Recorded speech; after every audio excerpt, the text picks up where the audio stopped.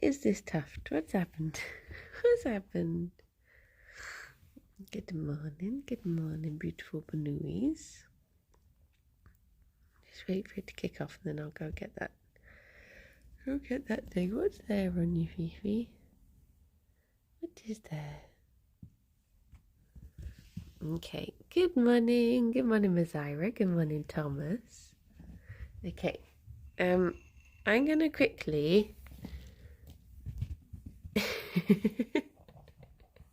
I'm gonna chuck the pellets down. I noticed that someone had left a parcel outside as I was just looking out the window, and so I'm gonna quickly go grab that so it doesn't get nicked. But I thought I'd. Oh, have I not put the sound up? Oh my gosh, I'm a mess today. I'm a mess. Kinetic, thank you very much for the 49 months. I do. Hope you're doing good. Okay. Hang on, let me go grab this parcel and then I shall be back with you. BRB. Good job, bunnies.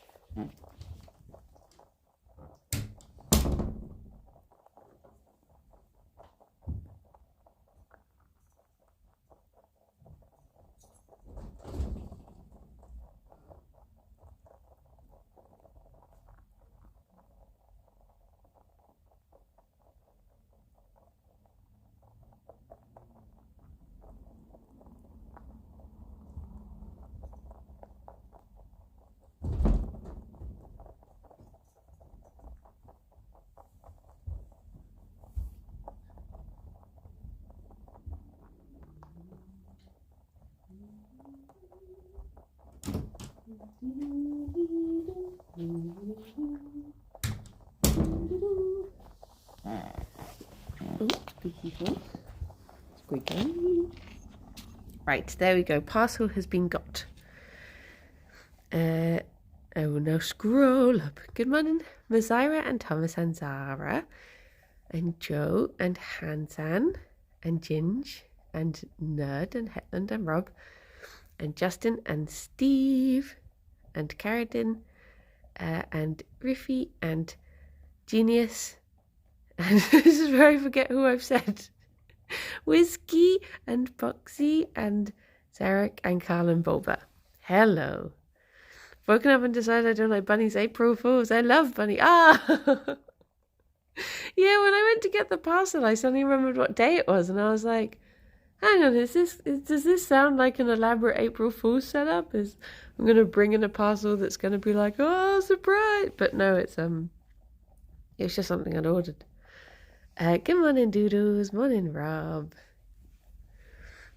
I feel really like out of it because I had this dream. I woke up only a few minutes ago. I very much overslept. And I had one of those dreams that's like you wake up and you're just like, oh, where am I? What's happening? It was one of those, and I just feel really like, oh. I didn't get a chance to record it because I saw the time and was just like, oh, I've got to go downstairs and do Banooey stream. But I'll try and recount it in the hope that it will stick in my head for. Sorry, I saw that Fifi had a big tuft for Comfort Zone. April Fool seems to have dropped off lately, almost as if the real world is very much nonsensical enough. True. Give on and try to fuzz. I do like it when when brands do like silly products or something. They're very obviously very silly. Like those sorts of ones. I'm like, tee. I can't think of any good examples because I'm too sleepy.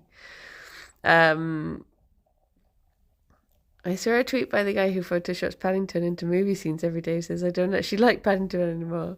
Oh, no. But yeah, I had this dream that I was with, I think I lived with my friend and her brother, her older brother, and his wife. And Oh, Rob, thank you for gifting 5 gift subs to Lil, Ms. Angel, City of Doors, Flipped, Mom, and Rog. Thank you.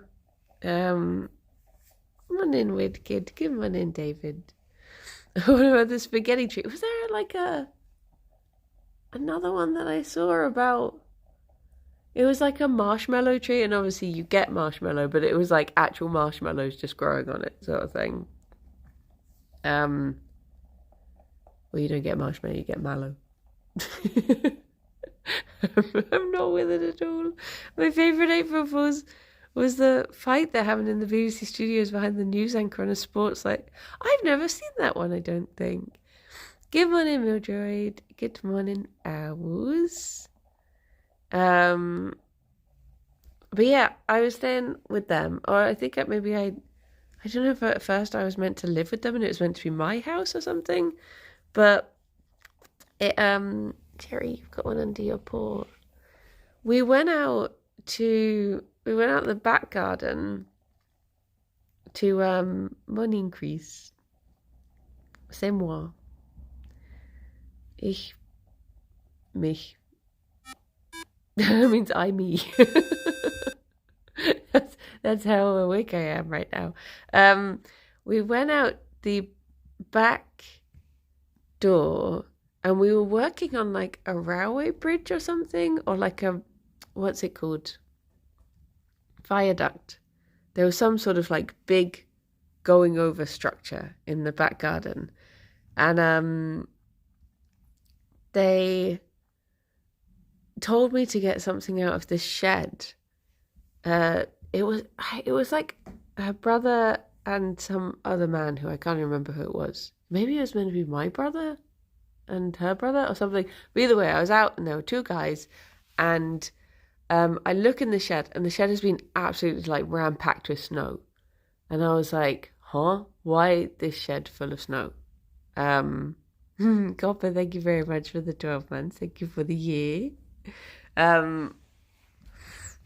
So there's I look at the back of the shed because I'm like, something's moving back there, like right at the top of this big pile of snow.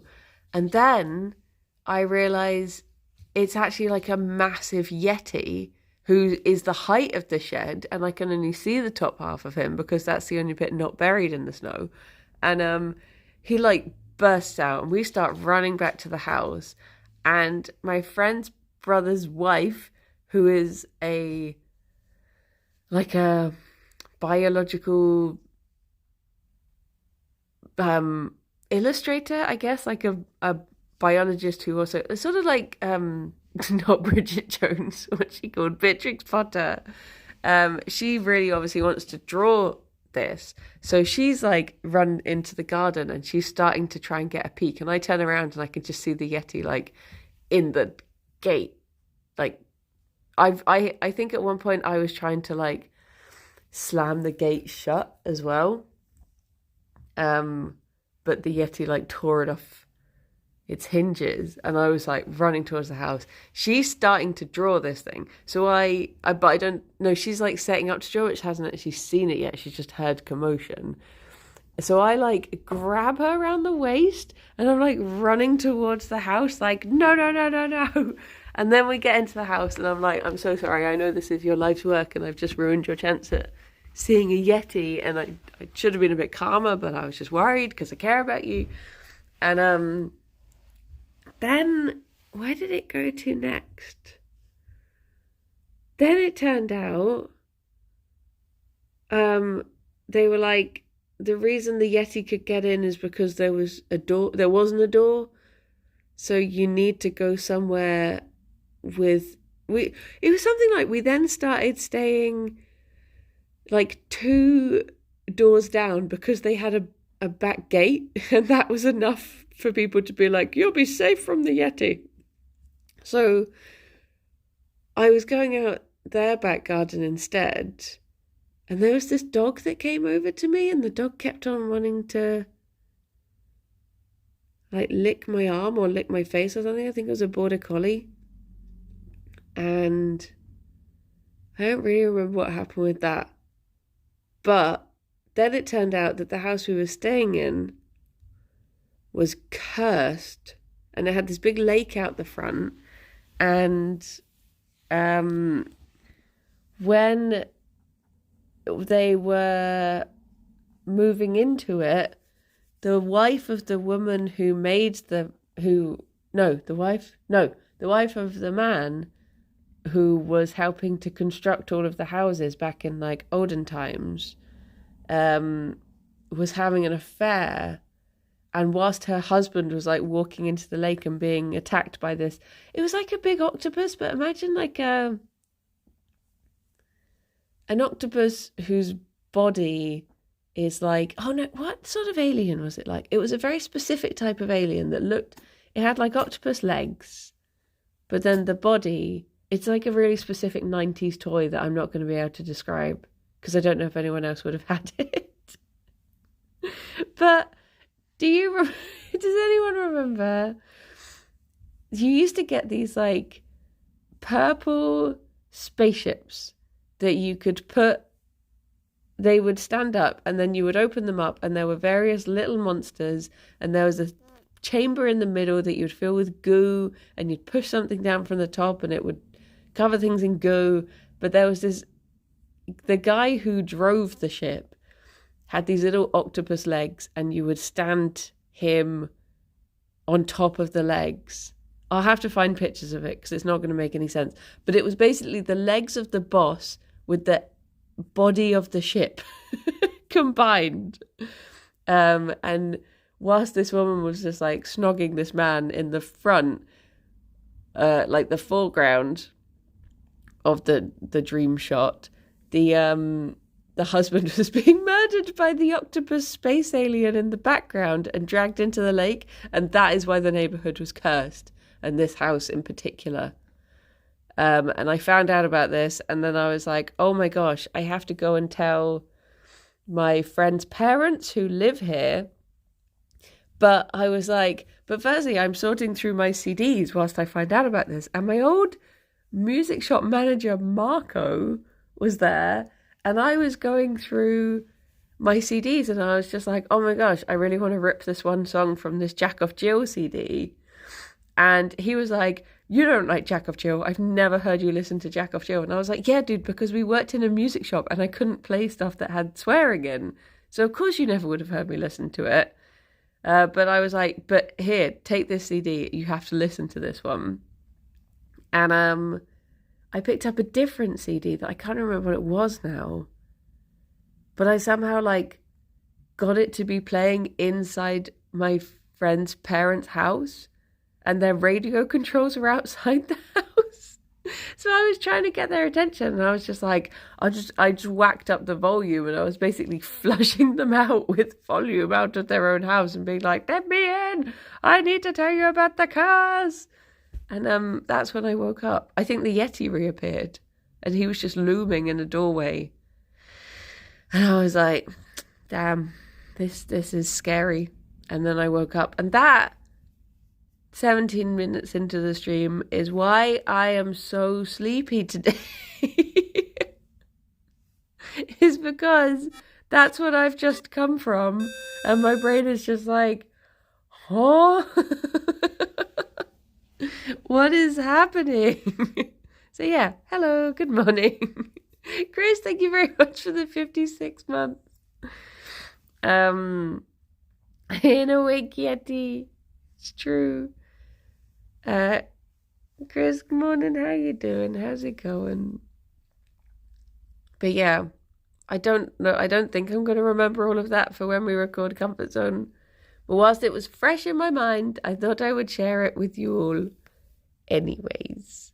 I mean, I think I know why some of it happened. Like, the shot with the affair kiss happening with stuff in the background, I think that was very similar to, this isn't spoilers because it's literally the setup for the story, but the beginning of Wicked, the film that I saw the other day. I guess that is quite like the when you start seeing like the Well, I guess the second scene of Wicked. It was like that in vibe, so that makes sense. Why there was a Yeti, I don't know. We were playing Repo yesterday, but I don't remember. Actually, I watched a clip of Repo last night in bed, maybe, and there was a monster that I've never seen before, and they were like white. So maybe my brain just went Yeti. I don't know. They don't look anything like a Yeti. But yeah.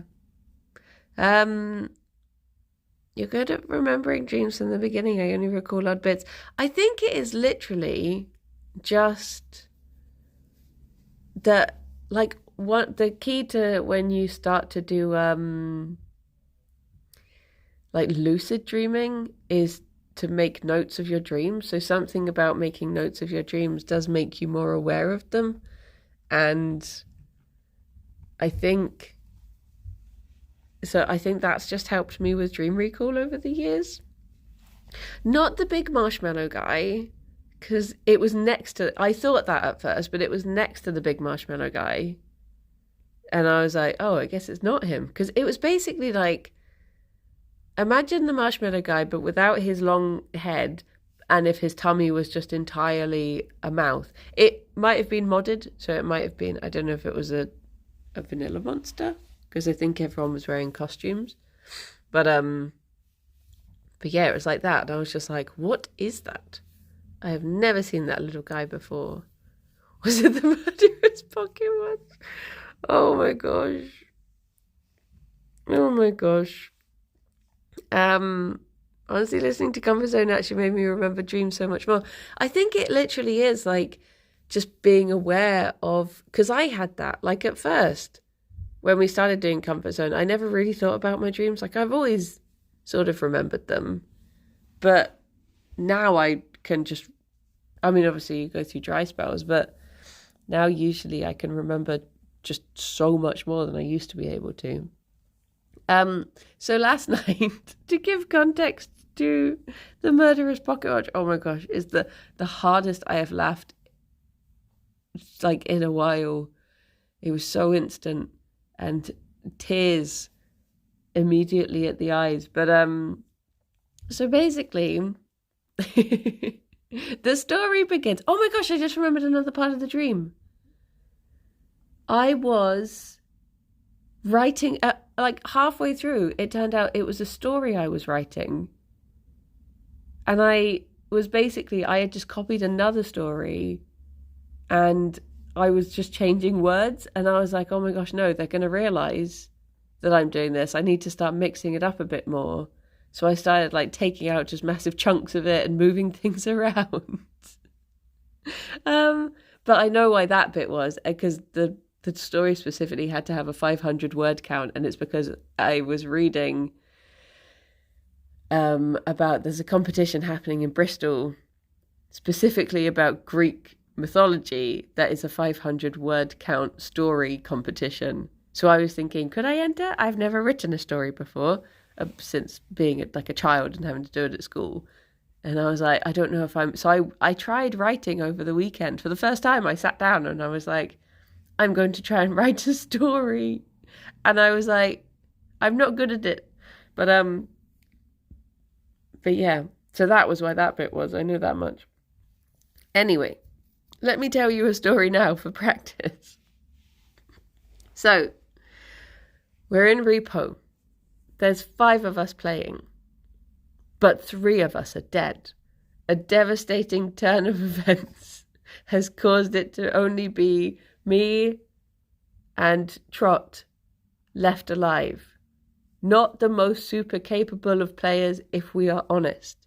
So, we have 3 heads in our trolley that we are going to bring back,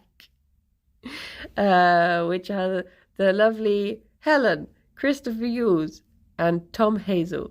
They are butt heads in this story at the beginning as we go into our scene.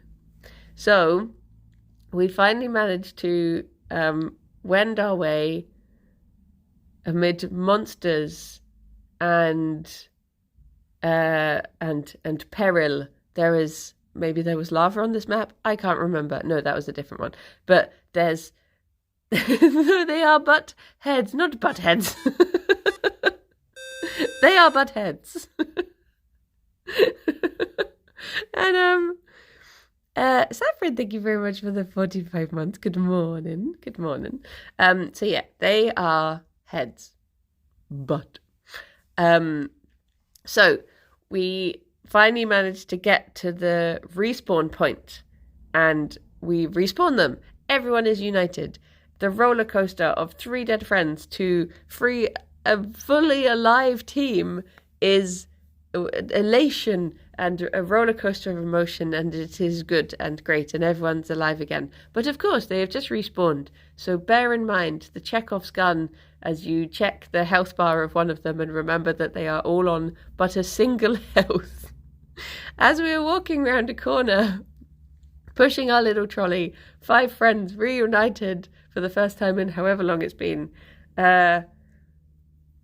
Trot says he wants a snacky, and I say something like, "What snacky?" And he's like, "A can of Coke." I don't remember why he said it in a Liverpudlian accent. We were in a strange mood at this point. So he says, "Can of Coke," as I go around the corner. 4 of them head through a doorway. I go round to the right and I see a pocket watch. A innocent, sweet little, one of the lowest value item in the game, but a sweet, innocent pocket watch. I pick it up and I say, "Chicken goes on," as I spin round the corner, where poor Helen collides with the pocket watch and explodes before my very eyes. Trot is then confused by this turn of events because he didn't know that items can do damage to players. He then picks it up and goes, "What happened?" As he then spins around and kills, oh my gosh, a cliffhanger. BRB. I can't even tell if that's pointing at Gerry.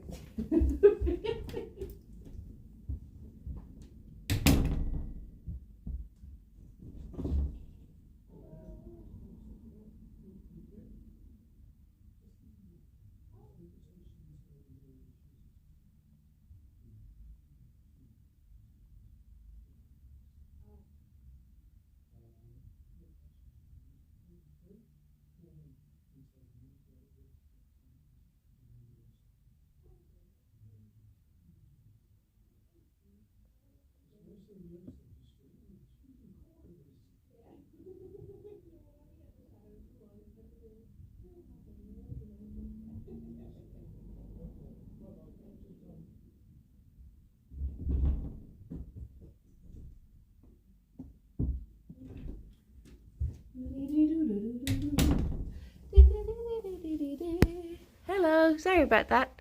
Jehovah's Witnesses. Anyway, so where did we leave off? Episode 2 of the saga. Previously on the saga, we saw Trot picking up the pocket watch that he's just witnessed murder his wife, and he is confused by this, thinking, "My goodness, what the heck is this pocket watch? What happened?" He's confused about the whole thing. So he then goes, "What happened?" As he then spins around to put the pocket watch into the trolley, and then murders in one foul swoop. Murders Chris Hughes and Tom Hazel, who then explode. So within less than a minute of reviving them, we have killed them again. But Trot's understanding of it, well, I had to go and hide under a table because I was just in stomach giggly pain, tears in my eyes. I couldn't see, I could hardly breathe because it had just happened so quickly at the trigger word of chicken gouchon. Chaos had unfolded. So then it became funnier for me because then Chris's understanding of this whole thing was that the pocket watch had done it, and he was like, "What is this item? that's just killed 3 of our friends, like 2 of my friends and my wife have just been murdered. And he kept on being like, what is this? And I, through my tears and my giggles, was trying to say, we killed them. I was like, we are the problem. We just murdered them all. It wasn't them. The pocket watch is merely an accessory to our crime. And yeah, we did manage to get them back again, but I was in pain. I just had to go and cry in a cupboard whilst they were respawning because I was like, I am a liability. I cannot be there.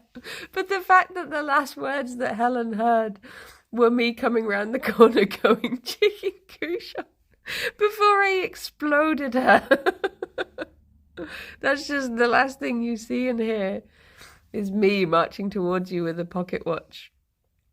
Oh, and also we have this mimic mod on so that occasionally the monsters will repeat things that you've said.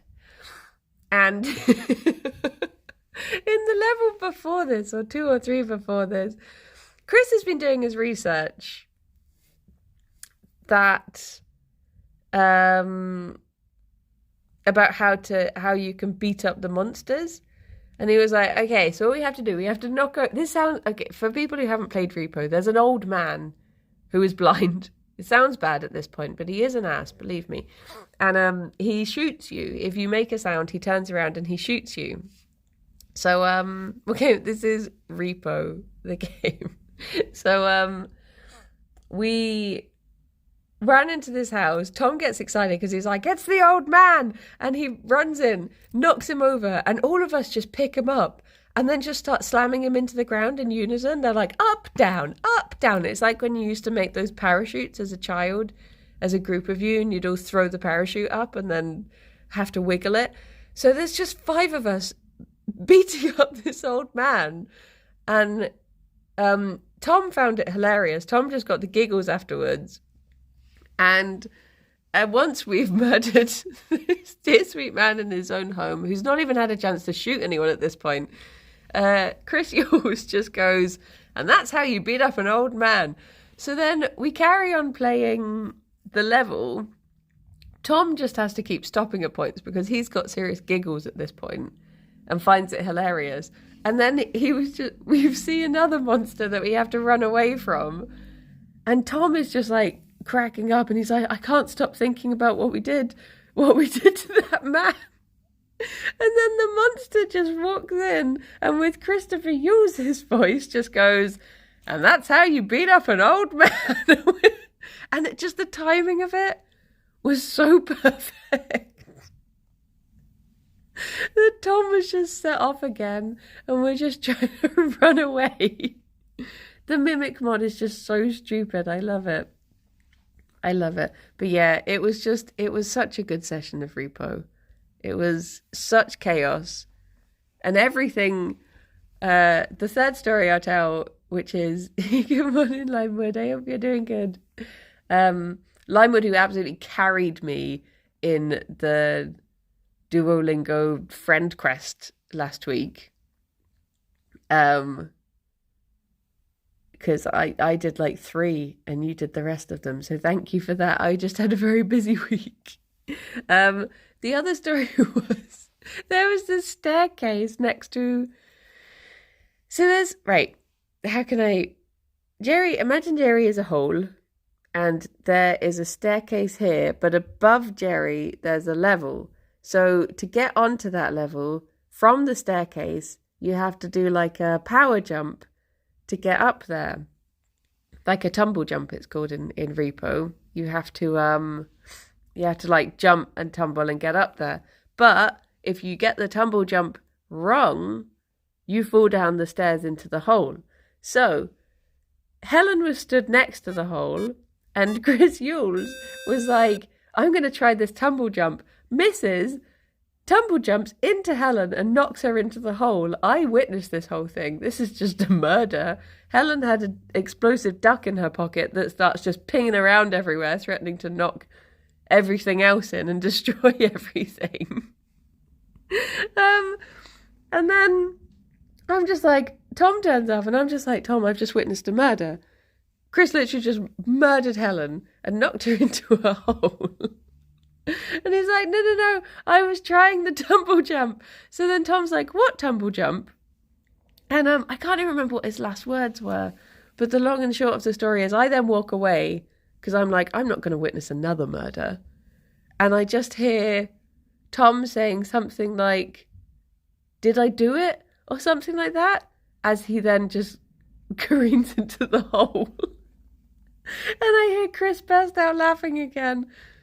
So then 2 of us are dead just from trying to do one single jump that they did eventually do, to be fair. Hello, beautiful. I'm getting lovely kisses. But yeah, it was just such a chaotic night. Just every level just had another ridiculous thing happening. You just don't get stories like this from other games. Yeah, Repo's so good for just shenanigans. Like, you don't get it as much in... Because in, like, content warning and stuff, you're just like, well, we went in and then a monster and then we ran away. There's not so much of the Repo shenanigans that they set up. Is it Among Us in Repo? No, there shouldn't... The monsters should be the only problem. It shouldn't be us murdering each other constantly. And yet, that seems to be how it is. But yeah, if anyone is wanting to try modded Repo, I very much suggest the Mimic mod. Because it's just so... Like, the number of times where you get, like, a massive...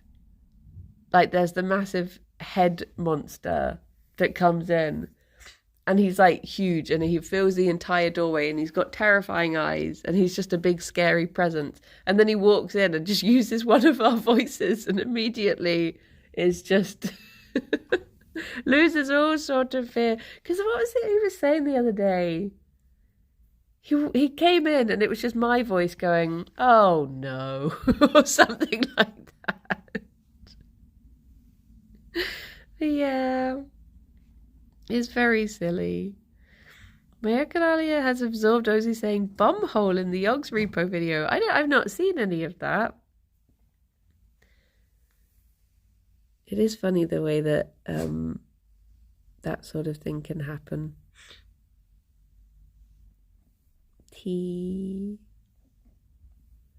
Personally, I like the fact that the crouch is such a deep squat.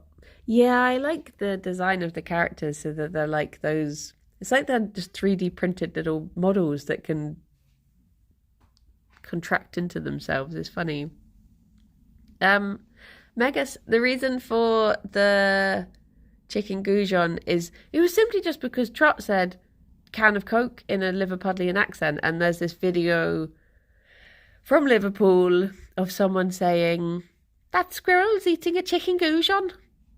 And that is stuck in my head. Whenever I think of a Liverpudlian accent, I think of those words.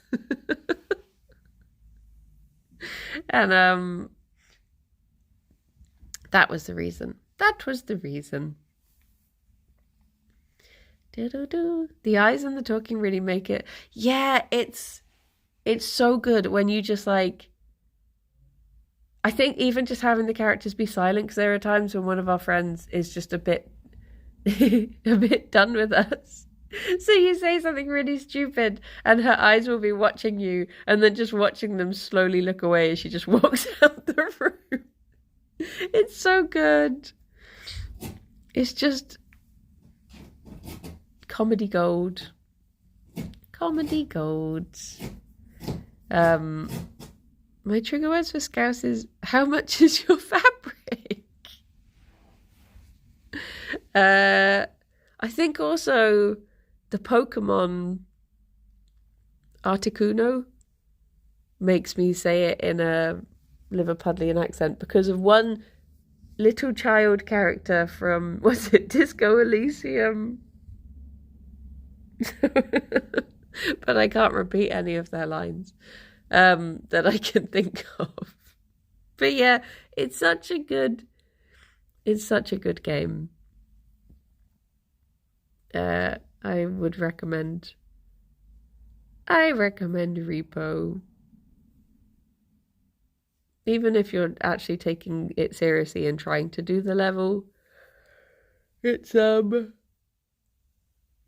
fun, and if you're being a silly goose, it's fun. It's just good. I mean, I'm very blessed to have a group to play it with in the evenings, but not sponsored. Oh my gosh, I wish I was sponsored. I'm playing it too much for them to to even bother sponsoring me at this point. Although I guess I've only streamed it once. But yeah. Although yesterday, what with it being Monday, and people already saying, you know, I hate Mondays, which isn't Monday's fault, but I got 2 emails. I had applied to 2 different things, and I got both of the rejection emails yesterday, and I was like, this is a bad day for checking emails. I don't know. I'm just going to stop looking at things now. Not that the emails would have been any different on a Tuesday. But yeah, not a good day to check emails. B-door. But I guess it's better to know than to be thinking like, oh, I wonder if I got it, and then finding out that you didn't. Oh. Have you and Kirsty been having many dreams that might not make it on the podcast that you feel are worth sharing? No, we've been using pretty much everything recently. I've still got a bit of a backlog. I think I've got 2 dreams in the bank. But yeah. Luckily, I think, no, there was one dream.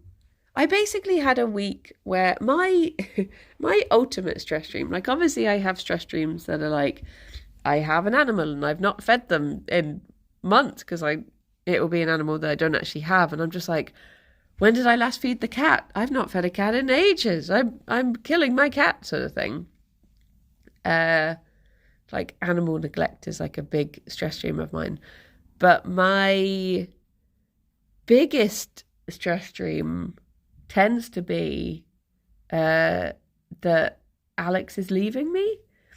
And I had a week recently where just every dream for like 2 or 3 nights in a row was just that, but it just got worse every night.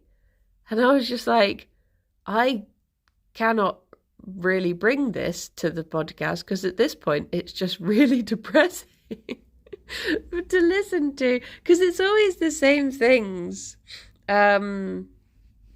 It's always the same things that are like happening. It's the typical thing of like, I'm really upset, but he doesn't care. And it's quite a common dream to have. Like I remember talking to Ffion. Ffion once described a dream that he had. And I was like, I have that exact same dream. I think it is just one of those things that, you know, obviously your brain has to put your biggest fears into images. And if that is if it's thinking like, what would be the worst thing? And I guess, because I was trying to explain this to a friend who said that she had had a dream about her partner leaving her. And she was like, I was really angry. Like, why would he do that? And I was trying to explain it's sort of a sign that how much you love them in a way. It's quite sweet, because if the worst thing you can imagine is not having them in your life anymore, like it shows that you love them. So it's nice maybe, but no, it's horrible. It's a stimky dream to have. What do you eat before bed to trigger dreams? I have never actually done anything to try to trigger dreams, but I think if you just eat anything too close to going to sleep, you're likely to not have the best of sleep or have like very weird dreams because your body is like processing food. Like if your stomach is awake it's likely to keep you awake more, and then you're sort of drifting in and out of that like dreamy state because of it. I saw your dream, Doug, about the elemental wizard. I was hoping one of them would be the element of surprise, and it was just Rythian popping up and being like, hello. But no. My stress dreams are usually about being lost to find a place or a toilet. I think I've had a can't find toilet dream once for comfort zone. I vaguely think I remember, was it that I was in a toilet and I couldn't find my way out? There was something to do with being lost in toilets in a dream. But yeah, there's just been, I then just wake up and have to go to the bathroom real bad. Yeah, I think I've been abandoned. I tend to watch horror movies and doom scroll on Reddit before bed, and I turned out fine. Yeah, the funny thing is, like, very often, I mean, I think Kirsty gets it more than me, but very often, like, the dreams that I have, like, watching something right before bed never seems to actually enter my dreams at all. It tends to be, like, when I'm saying stuff like, oh, I think I had that dream because of that scene in Wicked, but it was like over a week ago that I watched Wicked now. Teeth falling out dream is actually, that's one of the most common dreams in a few countries. And that is to do with being self-conscious, because I guess like the teeth are such a big part of appearance. Hello, beautiful. Hello, handsome. So yeah, teeth dreams are to do with having a lack of confidence, and it can be like self-conscious about appearance, but also just like yourself in general. But yeah, I used to get the you need to punch but you're so weak dream a lot. That one winds me up so much because it's often combined with the Alex is leaving me dream, where I will be like so angry at him that I'm just like trying to like take my anger out in physical violence at something. Just like, you know, I just want to like punch the wall like Adam Driver or something like that, but it's just sort of going like, oh, just boop. It's not doing anything, and I'm like, no, I want to be angry. Let me vent my frustration. But it's like, no. Or the running but you can't get away one. That I remember a very specific dream I had of that when I was little. Going down my road that I grew up on. I tried to run away, but I couldn't move quickly enough. I can't remember what I was running away from. A monster. Some sort of monster, probably.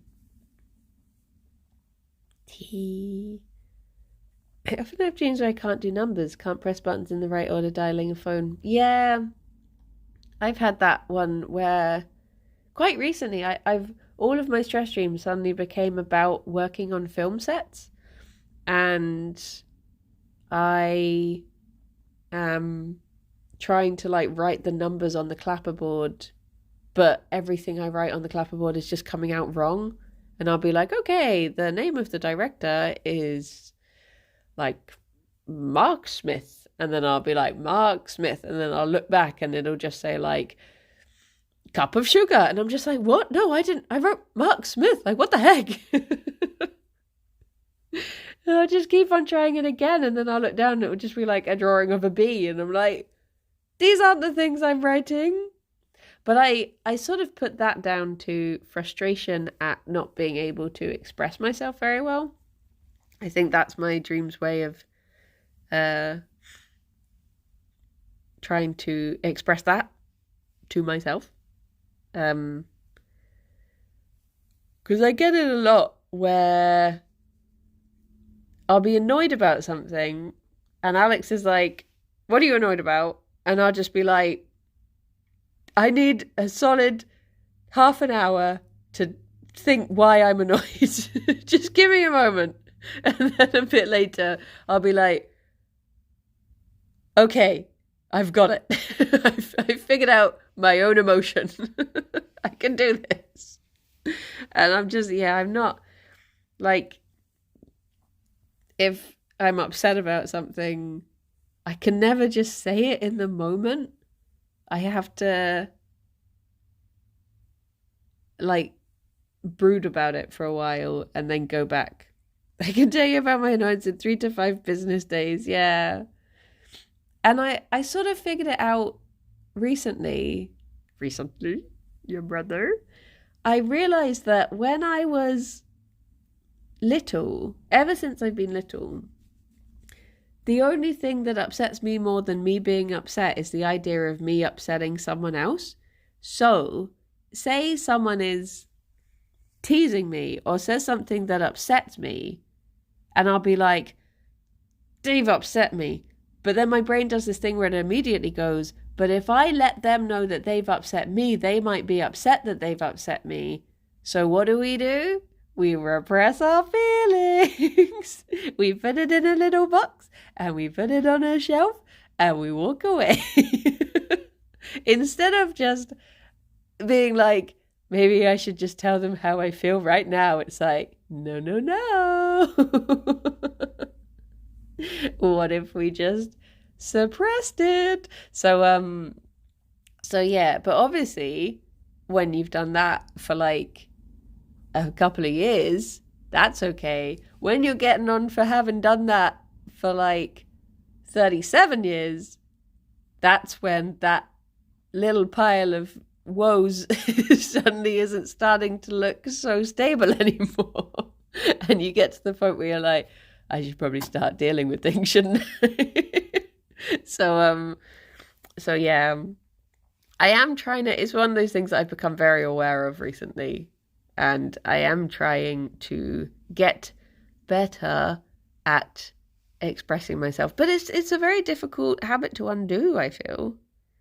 I get a lot of gaming dreams where I'm playing a game and then I'm in the game but still using a controller or keyboard to play it.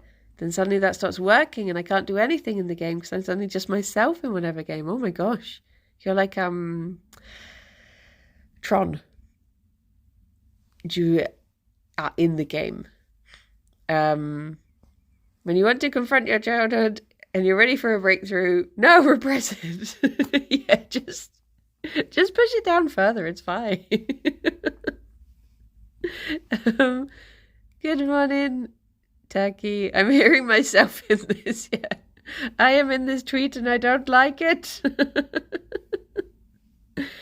The sheer number of dreams I've had about confronting people who've treated me badly, sometimes it resolves things, but I have to wake up and it never happened. I know. And it's like, I'm really bad for just sitting and brooding on things that have frustrated me instead of doing anything constructive about it. I'm like talking to people. And it's funny because one of the things that annoys me the most in films is when situations could have been easily resolved by people just talking about it. But I'm like, do I find it so frustrating because I know that I wouldn't do it? Things like, oh, Gerry, you're proper rattly, aren't you? You got a proper snuffer in there. He's going to have a big snuff.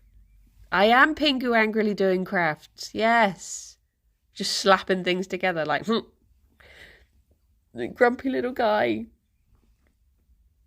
Things like typical Ben Stiller films where it's like Meet the Parents and something, there's like one small misunderstanding and instead of just like, instead of just having a conversation about it right at the beginning, what's the phrase? Like, oh, what tangled webs we weave when first we practice to deceive, and it just becomes this big, ridiculous lie that keeps getting added to, and I just spend the whole time angrily being like, just talk, just have a conversation, just talk about it, just tell them, just talk. Then I know that I wouldn't.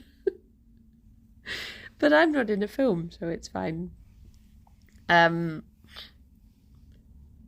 It's like, I remember a time when Rydian said to me, he was like, are you sneezing now?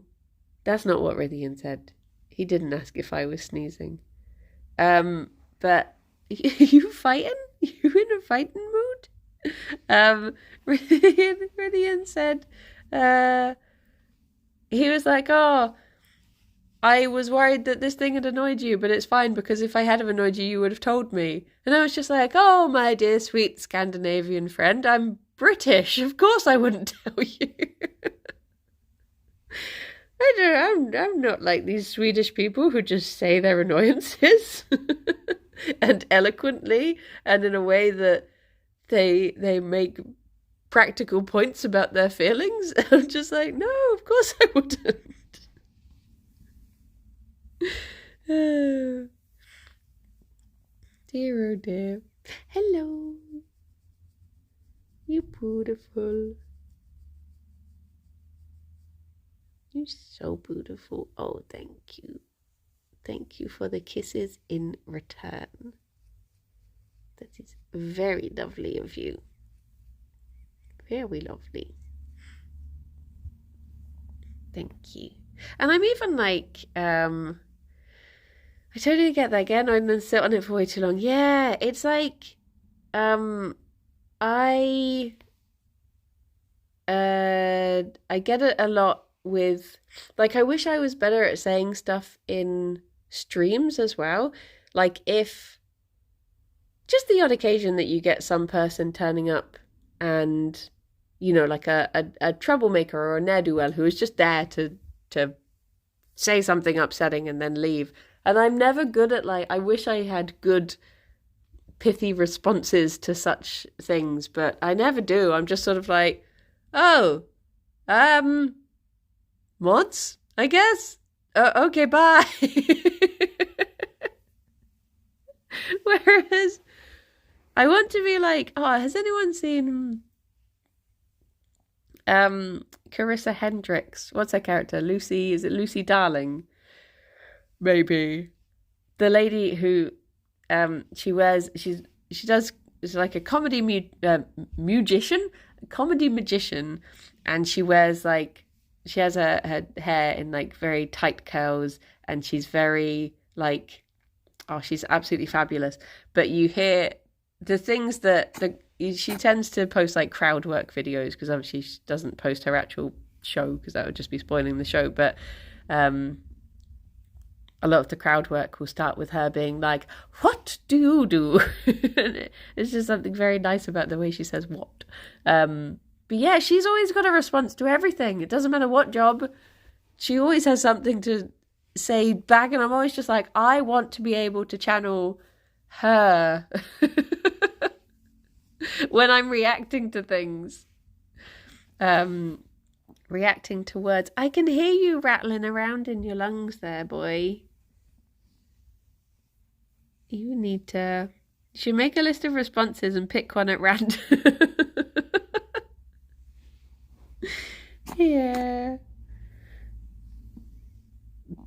Is this the what do you do lady? Yes, she's so good. She's so good. All of the comments, I swear, that I see on her videos recently are just people saying, come to the UK. And I'm just like, yes, come to the UK. I want to be front row. I want to be bullied by the funny woman. Gimme, gimme, gimme. Oh. A quick field test. That potato bunny is silly and Celeste is not a good game. Well, do you know, it's not for everyone, and he can be a bit silly, to be fair. So I guess you good point. Well made.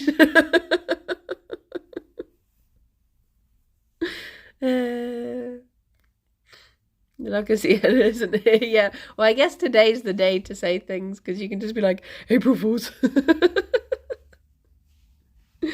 uh,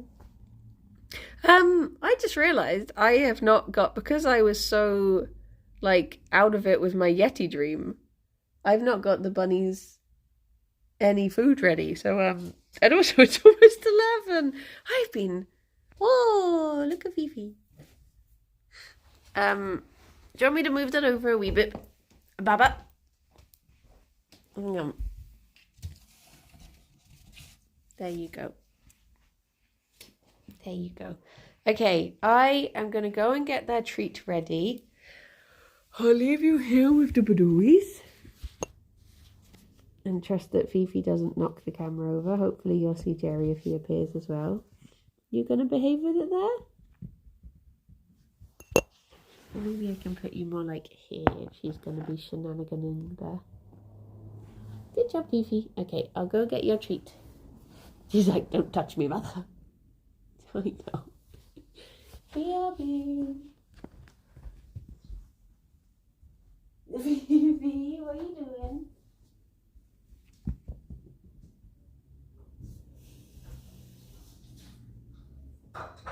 Oh wait, hang on. What are you doing up there? What are you doing up there? Oh, Papa. Papa.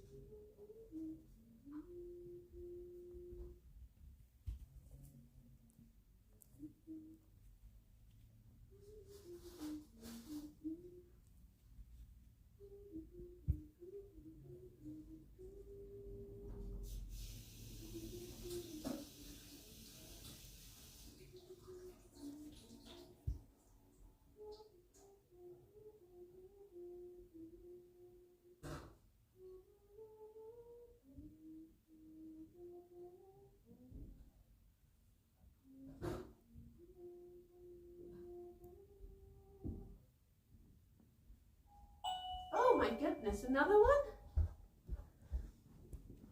Okay, bunnies, come over here. You'll go today.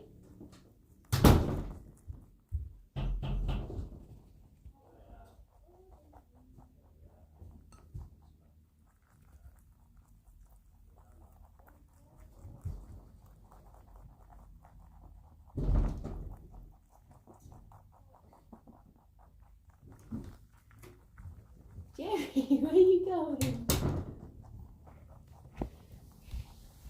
He's taken himself to jail.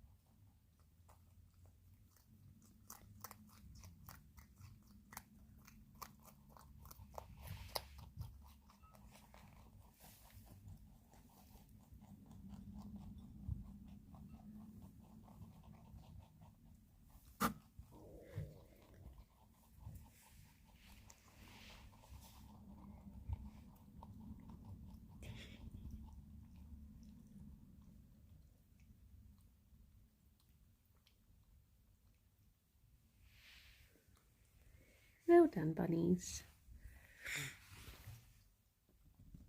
Oh.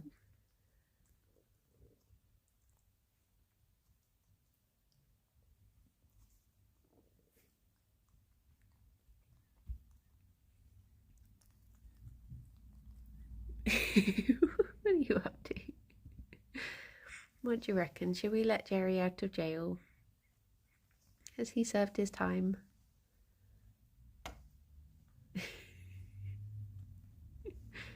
You're allowed out now, baby boy. Yay! You're free! Okay, I guess it's time for me to head off. Sorry everything was so late.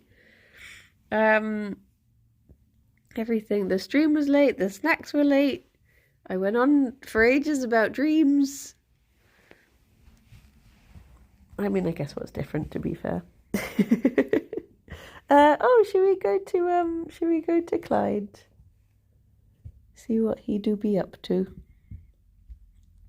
Well, I shall be back at 2 for stream. And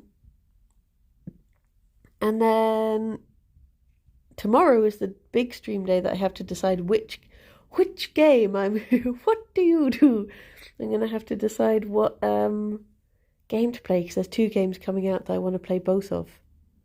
But to be fair, I don't know what time of the day they come out, so it might come down to oh, they're both in jail now. It might come down to which one I actually can stream. But yeah. Well, look after yourselves and be good, and I shall speak to you all soon. Oh, she's breaking through the walls. Look at this. Oh my gosh. Already made a hole. Look after yourselves and be good. Take care, and bye-bye for now. Bye-bye. Oh, Ffion, you just ate, and now you're eating cardboard. What a pickle. Do you like your jail? I think they like it in jail. It's nice and cozy.